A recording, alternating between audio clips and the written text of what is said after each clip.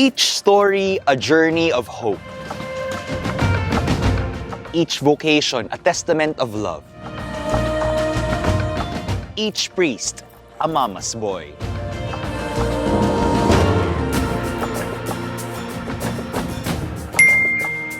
Ipagpatuloy natin ang usapan kasama si Cardinal Ambo dito sa episode ng Mama's Boys. Kasama ako, si Mr. Romar Chuka.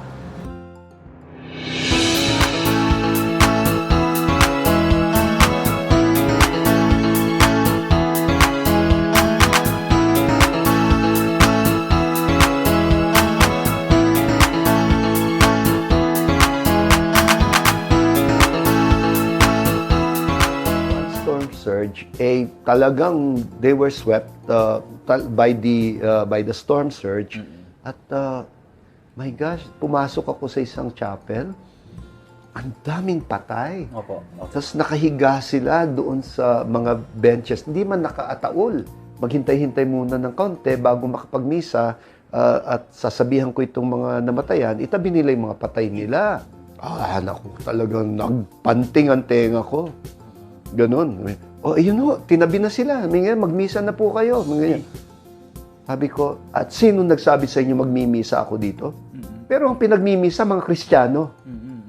Ba't ako magmimisa dito? Wala akong makitang Kristiyano dito. Kung Kristiyano kayo, nakikita niyo yung kalagayan ng mga kapwa ninyo. Kung nakita yung the power of the Eucharist. Ganon. Na ang Eucharistia, hindi lang to ritual. Hindi ito pagbabanal-banalan. Ito yung humahamon sa atin na makihati ng tinapay sa ating mga kapatid na kapuspalan. Ganon. Well, actually, it was not easy. Especially nung panahon na yon ay napaka-popular ng gobyerno, ng presidente. Kahit sa mga Katoliko. Kaya ang hirap nung pumosisyon noon tungkol sa moralidad. Nung manindigan kami at sabihin, hindi tama kailanman ang pagpatay. My campaign against drug will not stop until You, Bishop David, I know you. You must be into drugs. Wala bang Sabi niya, wait. Oh, you're that bishop. Venga. Sabi niya, puedo bendecirte? Sa Espanyol. Can I bless you? Opo. Ay, nadurog ang puso ko. Parang natunaw ang puso ko. Yung bang, the Holy Father volunteering to pray bless. over me. Ganon. Pinray over niya ako. Yes, that was it. That was it. Yeah. I was really so touched. Ganon. Holy Father. Ano na to? Sa synod na Synod to. na po. Sa synod na. Sabi ko, Santo Padre, I was the one you blessed. Sabi ko, I'm still alive. Thank you for your blessing. Sabi niya, you're not called to martyrdom.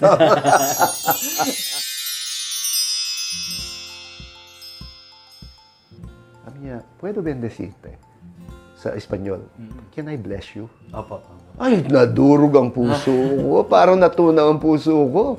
Yung bang, the Holy Father volunteering to pray bless. over me. Ganon. Pinray over niya ako. And then, yung maikli lang yung prayer, but mainly, parang may the Lord form your heart into the heart of the Good Shepherd, ang sabi niya. And then, ay naku, I was teary-eyed. Ito po yan ba? Yung umalis. picture na yan? Yan po yun. Yes, that was it. That was it. Yeah. I was really so touched. Ganon. Now, fast forward, several years later, Opo. umulit yung ad limina at nakaharap ko siya. Tapos, sabi ko, Holy Father, ano na to? Sa synod na Synod to. na po. Sa synod na. Sabi ko, Santo Padre, I was the one you blessed. If you remember, the one in that diocese where there were so many killings. Sabi niya. Tapos, ang sabi ko, I'm still alive. Thank you for your blessing. Ang sabi niya, you're not called to martyrdom. that kept me strong. That really kept me going. Yeah. Nag-attend po ako nung December dito po sa nung kakauwi niyo lang po Yeah. bilang tapos from the consistory. Tama po yun, yung tawag po, Yes, diba? consistory yan. And then, I think the media was all over you, especially, tapos parang, di ba, parang in the spirit of kenosis and the spirit of emptying oneself, mas gusto mo na nakatutok dun sa krus. Di ba? Kaya pwede niyo pong pag-usapan kung ano yung krus na yun. Kasi, if I'm not mistaken, tama po ba yung pag-alala ko na this was based from Saint Oscar Romero? Yes. Na paboritong pelikula ko, by the way. Yeah, Pero, ano po yung kwento ng, na parang pinaka, bakit yun po, yun yung pinili ninyo? Yeah. So, si Oscar Romero was also a bishop in El Salvador, and he was assassinated. At noong i-celebrate yung, ewan ko kung pang ilang anibersaryo ng kamatayan niya, may kaibigan ako na nagbigay ng isang pectoral cross na napaka makulay. And I treasured it. Tapos nilagyan ko siya ng chain at yun yung ginamit ko para sa aking sa consistory nung ako ay mag-cardinal. And I remember even Pope Francis noticed it eh. Opo. Well, Kasi makulay po eh. Makulay siya, kakaiba siya, ganon. So tawag pansin, ganon. No? Kahit yung mga kapatid na cardinal noon, sabi niya, oh, that's an interesting cross, ganyan, kasi colorful siya. And I usually tell them, it's because of my inspiration, si Oscar Romero. Dahil itong obispo na to, sa panindigan niya para sa kanyang kawan, sa kanyang diocese, pinaslang siya. Tinarget siya habang nagmimisa. Can you imagine na during the Mass itself, noon siya inassassinate at bumagsak siya, and then, ayun, he has become a symbol for us. Parang yung isang obispo na talagang bumabad sa kalagayan ng mga dukha sa kanyang mga pamayanan na ang motive hindi political, hindi ideological, kundi ang pananagutan kay Kristo. Actually, naging titular bishop ako ng Guardia Alfiera. Kapag kasi hindi ka pa bishop of your own diocese, gagawin kang titular bishop. At bibigyan ka ng titular diocese na usually non-existent na. Opo. Mga honorific titles lang Opo, yan, opo. ganun. So, nung ako naging auxiliary bishop ng Pampanga, ako ay binigyan ng title na titular bishop of Guardia Alfiera. And, nung tanungin ko yung archbishop, sabi ko, saan ba ito? Sabi ko, pwede ko bang dalawin yung lugar na ito? Ay, naku, forget it. Sabi niya, titular lang yan, honorific lang yan, baka nasa Sahara Desert yan. Ang sabi niya, it's already a non-existent diocese somewhere. Biglang nagulat ako. In-invite ako nung titular diocese na yon sa south of Rome. Mga siguro 4 hours drive na to a hilltop na parang Assisi baga. Opo. Isipin mo yung the whole town is on top of a hill like that, at yung cathedral na doon sa pinakatuktok. And yun palang titular diocese ko. They invited me to celebrate Mass there together with Bishop Roberto Malyari, kasama ko pa nga siya. Sinara yung kalsada, gumawa sila ng malaking banquet sa kalsada mismo. Unforgettable experience. But you know what? After the Mass, dinala ako dun sa crypt nung katedral. Sabi niya, we will show you our museum. Tapos may museum sila doon. Sabi nila, this is your predecessor. Na bago ako na-appoint to become their titular bishop, the former titular bishop died as a martyr. Oh. Ang pangalan niya, Jose Conedera Girardi. And he died in exactly the same way Oscar Romero died. He stood also for the human rights of his people, and because of that, he was assassinated. And the people of Guardia Alfiera went all the way to Guatemala in order to attend his funeral mass, at nag-uwi sila ng relics ng kanyang blood-stained na mga vestments at nilagay doon sa crypt. Kaya, fast forward, nung ako na, ang kanilang titular bishop, at nung I was getting into trouble with the government, at medyo binabalaan ako, ganon, at tumatanggap na ako ng death threats, tumanggap ako ng sulat sa kanila. Sabing, we are praying for you. We don't want another martyr. Opo. Pero can you imagine na, yung serendipity doon, no? Parang, I was the titular bishop who succeeded a martyr. Opo. Ganon. So, pero ang martyrdom, hindi lang yan to die Yes. for the faith. Opo. It's most of all to live for the faith, to stand for the faith, to witness to Jesus. To be an ambo. To be an ambo. Opo. Ano. Yeah. Maganda po, no? Parang, ito, siguro, one of my last questions po, Cardinal, yung experience nyo po, kasi bago lang din po yung pagiging Cardinal nyo po. And marami naging curious kung ano yung, kamusta kaya yung election of the new Pope? Parang, how was your experience entering the Sistine Chapel? And then parang, kasi kung ako yun, sabihin ko, wow, this is a landmark historical moment to be there. Kung ano lang po yung pwede makwento. Oo naman. Yeah. Actually, ang hindi lang namin pwedeng ikwento dyan, yung mga numero. numbers, mga ganyan. Statistics. Yeah. But in general, yung nangyayari sa conclave, hindi naman secret yan. Opo. I don't know. I usually advise yung mga media people to read documents.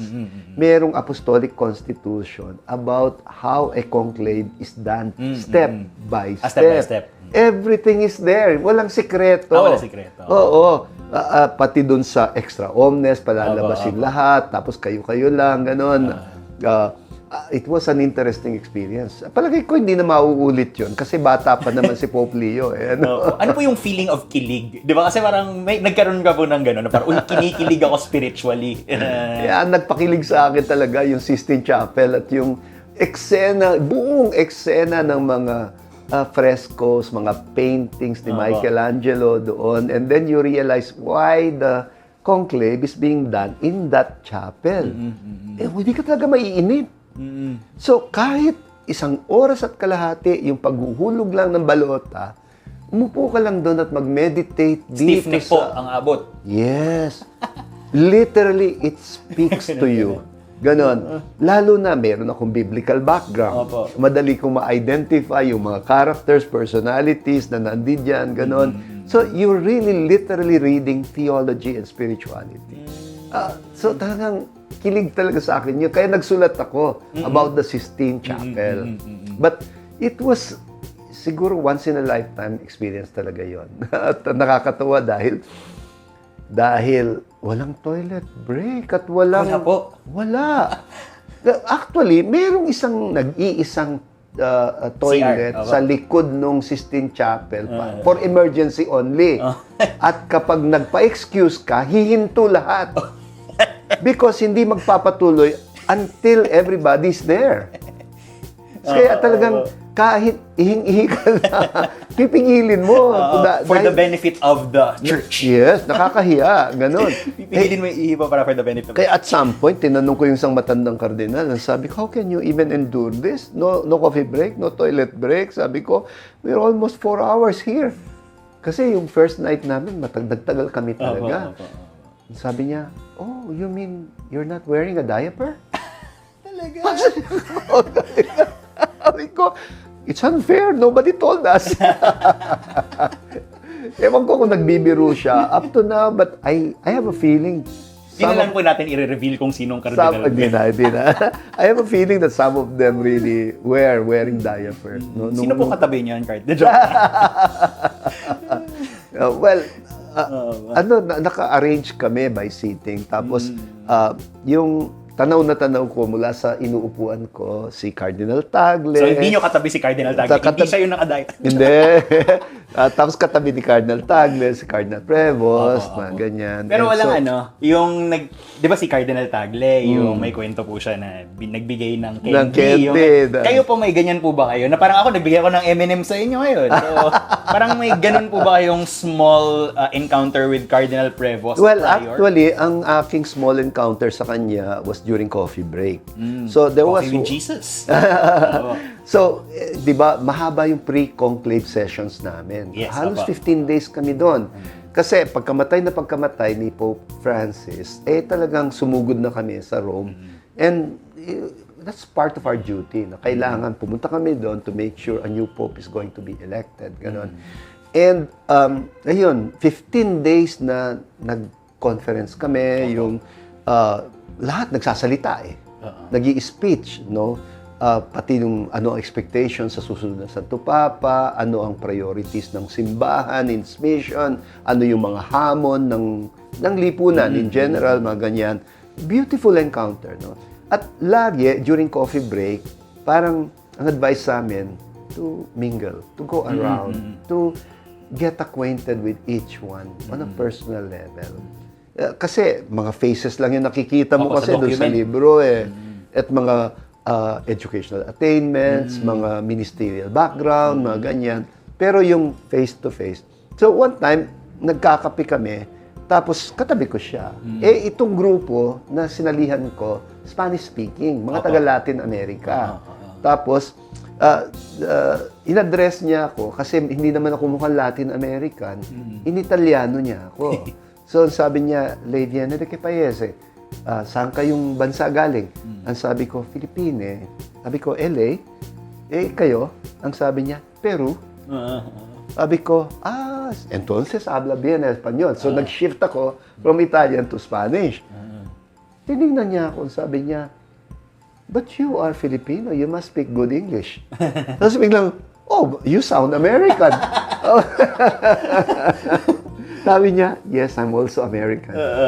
Pero ang ganda na yun yung inunan niya po eh. Yes. Ang pakilala niya, because we never saw him in the company of the American cardinals. Kasi hindi nag-ministry si Yes, opo. Prevost, never sa Opo. Amerika. Yeah. I mean, sa North America, North or America. sa US. US. Opo. Ganon. All his mission life as an Augustinian was in the missions out in South America. At naging obispo siya sa Diocese of Chiclayo. And kaya fluent siya na mga stila, mga ganyan. Kaya, and na-assign pa siya sa Dicastery for Bishops. Eh, nakatira na siya doon. So, walking distance lang patungo doon sa Paul VI Hall, kung saan kami nagpe-pre-conclave sessions. Yung mga American cardinals, they stuck together. So, nakatira sila sa North American College at inahatid sila, sundo, gano'n, ng isang van. And Prevost was never with them.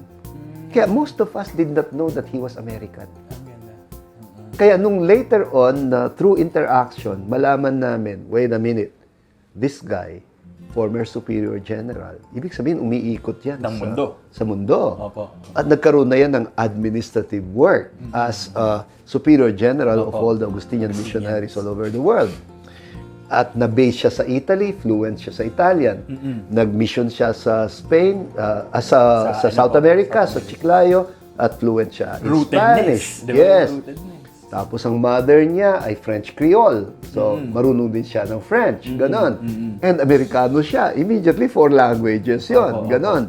Tapos, itong taong to has headed the Dicastery for Bishops, meaning he has the trust of Pope Francis. Oo. So, aligned din po, di ba? Parang may yung So, alignment. medyo pare-pareho na siguro ka na pag-isip, how can you go wrong with this guy? Ganyan. So, nag-build up yan. Opo. Ang ganda, ang ganda. Nako, salamat po for all this kwento, no, Cardinal Ambo.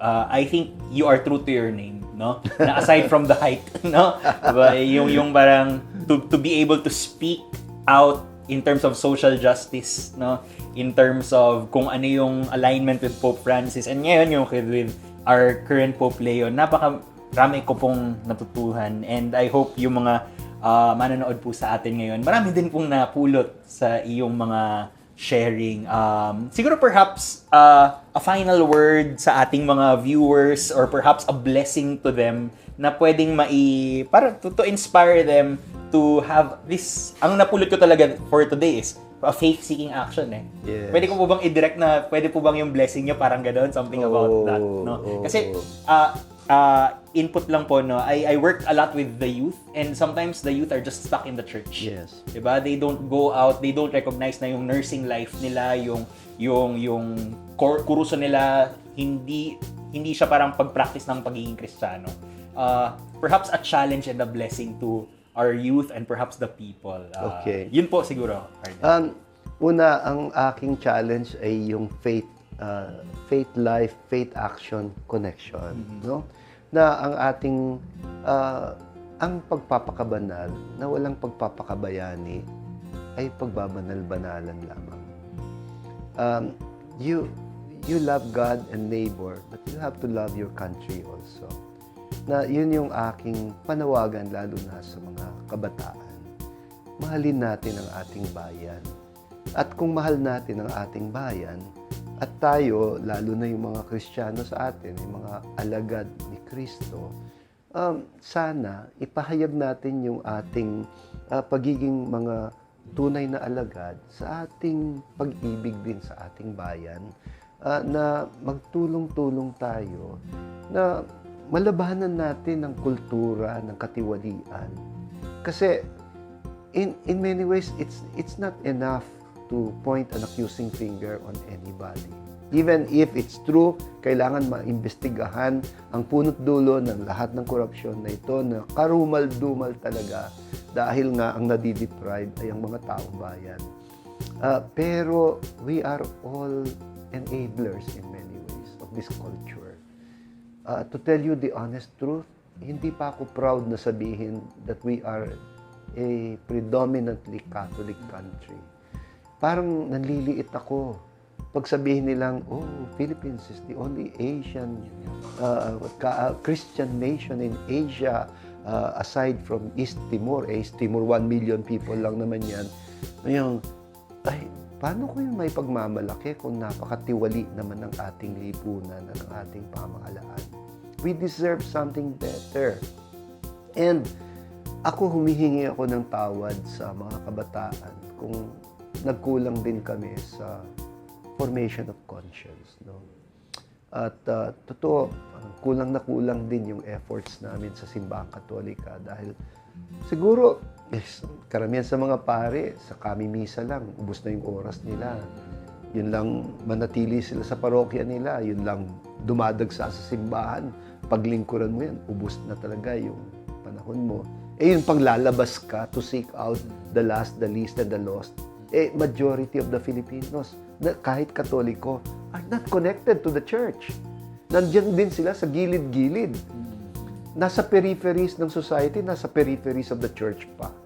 Kaya yung sense of mission na yun, yun yung aking sana panalangin na mas lumakas. Lalo na sa mas nakababatang mga kaparian at mga relihiyoso ngayon, no? Si Pope Francis kasi nag-inspire sa atin to go out, go out of our comfort zones, go out to the peripheries of society, go out to the margins, ganon. The shepherd must smell like the sheep. Yun yung, and I am more hopeful for the young people. Ako, optimistic ako. Nakikita ko, malaki na ang advantage ng maraming kabataan ngayon, no? And that, lalo na yung mga nagiging first-time na botante. They're assertive. Parang hindi porke ito yung iboboto na magulang nila. Sila, ito yun din ang iboboto nila. Mga ganyan. Ako nga, nagulat doon sa Italy. Meron akong grupo ng kabataan na nakausap na second generation. At ang lament nila is, we don't understand our parents. Bakit? Why could they support mga ganyan klaseng pamumugobyerno? Ganon. And it seems so evident to us. It's not evident to them. Sabi ko, well, you have to understand where they're coming from. Why they are like that. Sabi ko. But I am more hopeful na ang kabataan ngayon ay nagigising na. At sila yung aakay ngayon sa atin. Sila yung magdadala sa Pilipinas sa isang mas maliwanag na kinabukasan, sa isang bansa na hopefully mas may pagmamalaki natin. Thank you po, Cardinal, sa mga napakalalim and kinilabutan ako sa ganyan pong message. And I hope marinig yan ng mga bilyon ng mga tao, millions of people here in the Philippines. Thank you very much for your time, Cardinal.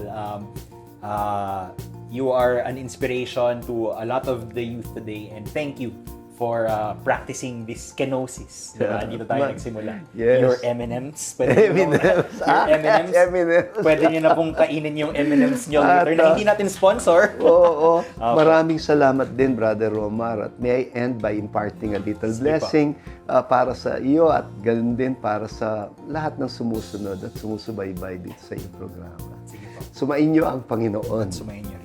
At naway pagpalain kayong lahat ng mapagmahal na Diyos, ang Ama at Anak at Espiritu Santo.